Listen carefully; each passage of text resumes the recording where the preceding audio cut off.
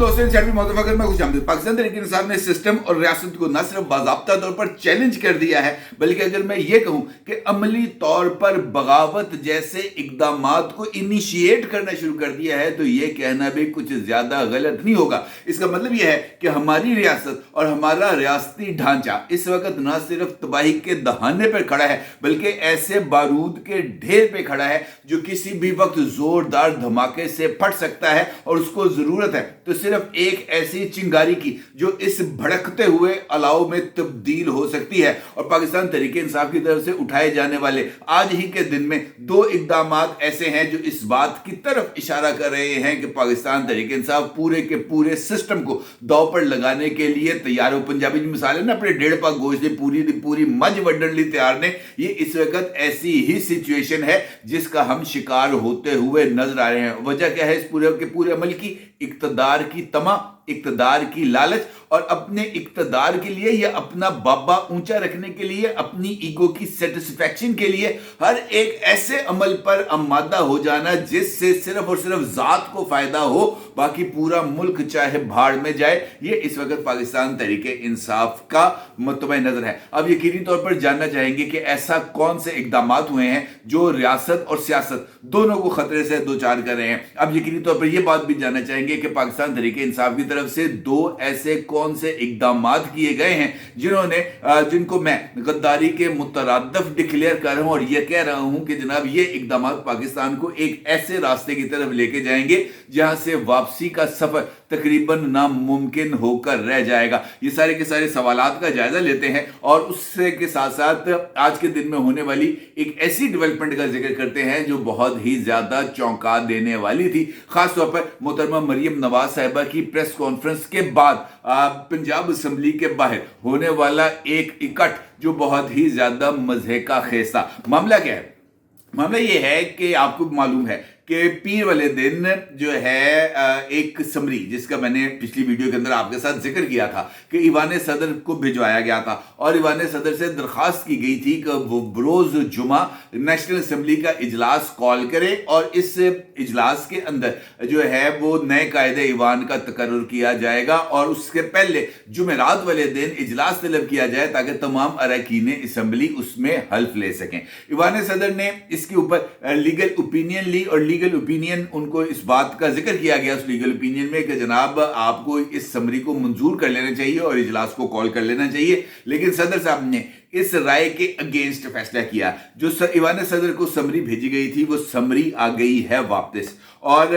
सदर आरिफ अलवी ने इस समरी को ये कहते हुए मुस्तरद कर दिया है कि पहले खवातीन और अकलियतों की नशिस्तों को मुकम्मल किया जाए, उसके बाद ही ईवान मुकम्मल होगा और ईवान के मुकम्मल होने के बाद ही हल्फ बर्दारी की तकरीब मुनक्कद हो सकती है और ईवान के मुकम्मल होने के बाद ही स्पीकर डिप्टी स्पीकर का इंतखाब हो सकता है और ईवान के मुकम्मल होने के बाद ही कायदे ईवान का इंतखाब मुमकिन हो सकता है। यानी सदर साहब ने एक ऐसे मामले को इशू बनाने की कोशिश की जो इस वक्त नंबर्स गेम के एतबार से इशू बनता ही नहीं। लेकिन चूंकि पिछली वीडियो के अंदर मैंने आपके साथ इस हवाले से कुछ पॉइंट्स को जो है वो आपकी खिदमत में पेश किया था और कुछ इंकशाफात भी आरिफ अलवी साहब के हवाले से किए थे, वो बिल्कुल सूरत हाल इस तरफ जा रही है, इस नहज पर जा रही है जहां पर इस बात का अंदाजा हो रहा है कि आरिफ अलवी साहब कोई बड़ा खेल खेलने के चक्रों में है। और इसकी दूसरी मिसाल हमें लाहौर में मिलती है। लाहौर में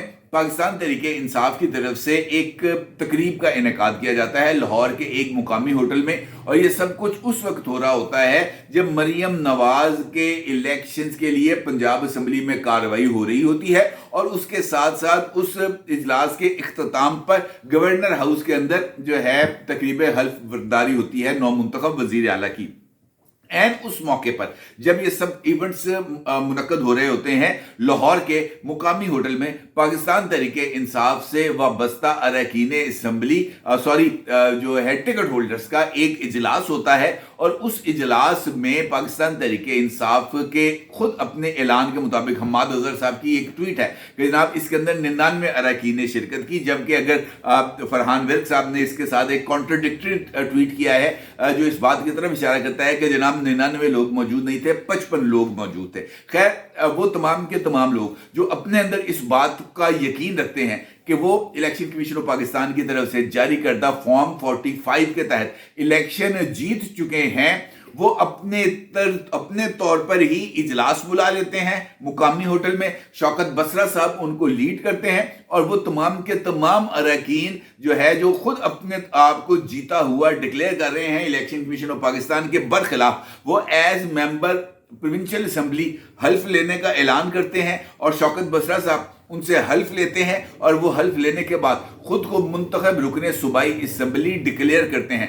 ना सिर्फ ये बल्कि इस तकरीब के बाद जिसकी फुटेज या जिसकी तस्वीर आप इस वक्त अपनी स्क्रीन पर भी देख सकते हैं, शौकत बसरा साहब ऐलान करते हैं कि वो इस असेंबली का जिसके अरकान ने आज हल्फ लिया है कंट्रोवर्शियल, वो ना सिर्फ उसका इजलास बुलाएंगे बल्कि उस असेंबली के जरिए वो स्पीकर का इंतखाब भी करेंगे, डिप्टी स्पीकर का इंतखाब भी करेंगे और वजीर आला का इंतखाब भी किया जाएगा और सूबे को एक पैरेलल निज़ाम के जरिए चलाया जाएगा। इसका मतलब यह है कि पाकिस्तान तहरीक इंसाफ ने रियासत के पैरेलल एक नए निज़ाम की बुनियाद रखना शुरू कर दी है। ना सिर्फ ये बल्कि वो तमाम अरकान पाकिस्तान तहरीक इंसाफ से ताल्लुक रखने वाले सरकर्दा अफराद जो अब तक लापता थे, उनकी रूनुमाई बहुत ही ज्यादा तेज रफ्तारी के साथ हो रही है और आज 3 रहनुमा पिशावर के अंदर नमूदार हुए, जिसमें झंग से मुंतखब होने वाले रुकन असेंबली जनाब वक्कास अकरम साहब भी शामिल हैं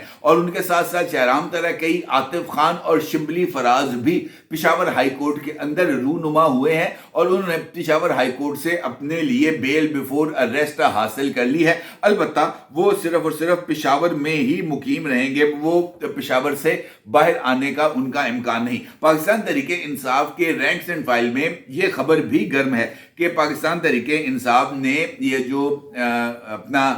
इंट्रा पार्टी इलेक्शंस कॉल किए हैं, इस इंट्रा पार्टी इलेक्शंस का इनेकाद भी पिशावर में होगा और उसके बाद पिशावर में पाकिस्तान तहरीक इंसाफ की तमाम लीडरशिप को जमा होने के अहकामात भी दिए जा चुके हैं और पाकिस्तान तहरीक इंसाफ से ताल्लुक रखने वाले वो तमाम अरकान जिनको अब सुन्नी इत्तेहाद काउंसिल के अरकान कहा जाएगा, वो भी पिशावर में ही जमा होंगे। इसका मतलब यह है कि पिशावर के अंदर पाकिस्तान तहरीक इंसाफ कोई नया लुच फ्राई करने जा रही है। वो नया लुच क्या है, इसके बारे में भी जानना बहुत ही ज्यादा जरूरी है।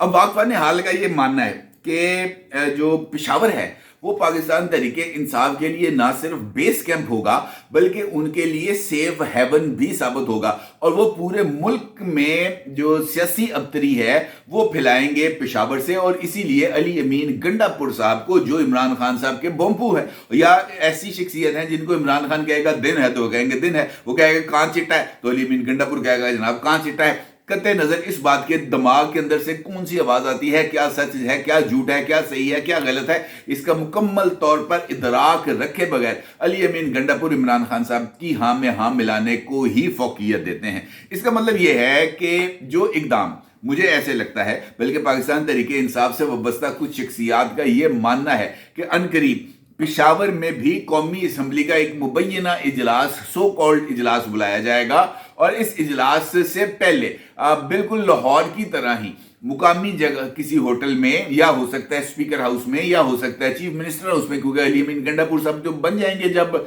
वजीर आला तब तो उनके लिए सत्य कहना है, वहां पर इन अरकान असम्बली जो ये कहेगी जनाब ये हमारे पास फॉर्म 45 हैं, इन फॉर्म 45 की रोशनी में हम इलेक्शन जीत चुके हैं, लिहाजा हम मेंबर कौमी असम्बली अपने आप को डिक्लेयर करते हैं। और फिर वो लाहौर की तरह पिशावर की किसी भी जगह पर किसी भी जो है गवर्नमेंट प्रेमिसेस के अंदर जाएंगे और वहां पर जाकर रुकने असम्बली का हल्फ, उस खुद साख्ता हल्फ वो ना सिर्फ उठाएंगे बल्कि उसके बाद कौमी असम्बली का भी एक इजलास पिशावर में तलब किया जाएगा और पिशावर में कौमी असम्बली के इस इजलास में भी पंजाब की तरह ही स्पीकर डिप्टी स्पीकर के इंतखाब के साथ साथ एक डिफेक्टो वजीर आजम का ऐलान कर दिया जाएगा। इसका मतलब क्या है? ये बात जो मैंने आपसे गुफ्तगू के आगाज में कही थी वो इसी तनाजुर में कही थी कि पाकिस्तान तरीके इंसाफ ने रियासत को टफ टाइम देने के लिए एक पैरेलल सिस्टम को वजूद में लाने का फैसला किया है। एक मुतवाजी निजाम, रियासत के अंदर रियासत हुकूमत के सामने एक डिफेक्टो हुकूमत खड़ी की जाएगी और मुसलसल हुकूमत को चैलेंज किया जाएगा, जायज तरीके से, नाजायज तरीके से। और इस हवाले से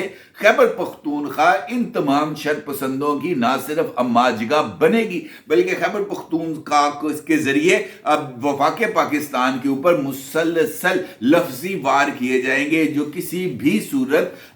जिसको हम ये कह सकते हैं कि काबिल पजीराई नहीं हो सकता। और मुझे ऐसे लगता है कि ये जो निज़ाम अब इमरान खान साहब बनाने जा रहे हैं ये बहुत ही ज्यादा खतरनाक है, जिसको हकीकी मन में कहते हैं ना playing with the fire. Imran Khan साहब एक ऐसी आग के साथ खेल रहे हैं जो ना सिर्फ उनका दामन जलाएगी बल्कि इसके साथ साथ हम जैसे गरीबों की झुग्गियां भी जला के राख कर देगी और बचेगी तो सिर्फ और सिर्फ तबाही। अब अगर हम इस पूरे सिनेरियो को एक मरतबा फिर गौर करें तो सदर साहब इनफैक्ट जिस तरह मैंने आपसे पहले भी गुजारिश की है कि रियासत के सरबराह होने की हैसियत से इन इंतखाबी नताइज को अपनी उस प्रेस कॉन्फ्रेंस के अंदर मुस्तरद करेंगे और पूरे के पूरे इंतखाबी अमल को मुस्तरद करेंगे तो इसका मतलब ये होगा कि हेड ऑफ द स्टेट एक रियासती ऑर्गन के ऊपर इस बात का इल्जाम आयद करेगा कि तुम इनकॉम्पिटेंट हो और तुम्हारी तरफ से जो इंतखाबी नताइज का ऐलान किया गया है उसको मैं मुस्तरद करता हूं as head of the state. और उसके मुस्तरद होने का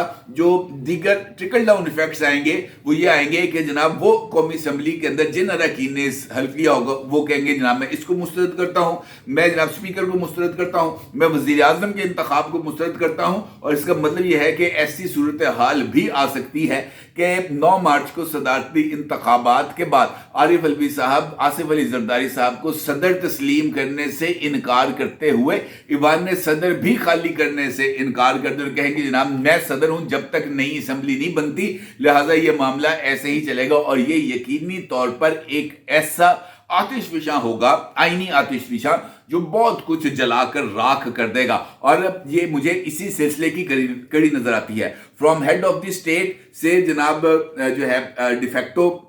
या एक ऐसी गैर आईनी असम्बली और जो पेशावर के अंदर वकूफ पजीर होगी और इसी के तरीके से लाहौर के एक मुकामी होटल में कायम होने वाली असम्बली, ये इसी सिलसिले की कड़ियां होंगी जो हमें आगे जाकर जुड़ती हुई नजर आएंगी। और उसका जो बैकलैश है वो यकीनी तौर पर पाकिस्तान की आवाम पर आएगा, पाकिस्तान की जमहूरियत पर आएगा, पाकिस्तान के सिस्टम पर आएगा और सबसे बढ़कर ये कि पाकिस्तान की मईशत पर आएगा, क्योंकि इस वक्त मईशत ही एट स्टेक है। अगर हम गौर करें तो पाकिस्तान इस वक्त सीवियर फाइनेंशियल क्राइसिस का शिकार है और इस फाइनेंशियल क्राइसिस से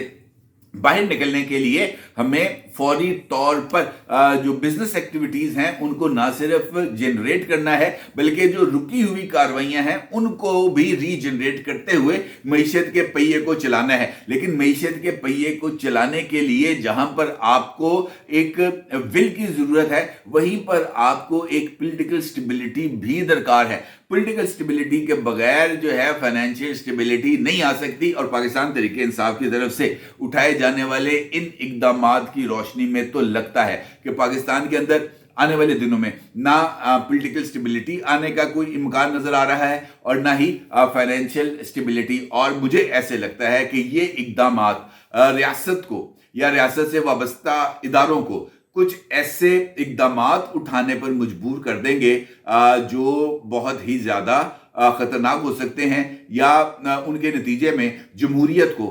कोई नुकसान पहुंच सकता है। क्योंकि मुझे ऐसे लगता है कि शायद ये हालात उसी सिमत की तरफ जा रहे हैं या हालात ऐसे बनाए जा रहे हैं जहां पर रियासती इदारों के पास इसके अलावा और कोई चारा ना बचे कि वो सिस्टम को ही लपेट के साइड पर रख दें और फिर जो है टीवी पर एक तकरीर शुरू हो जिसका आगाज हो अस्सलाम वालेकुम मेरे अजीज हमवतनों। अपने राय को जरूर इजहार कीजिएगा। आपको बहुत शुक्रिया। अल्लाह हाफिज।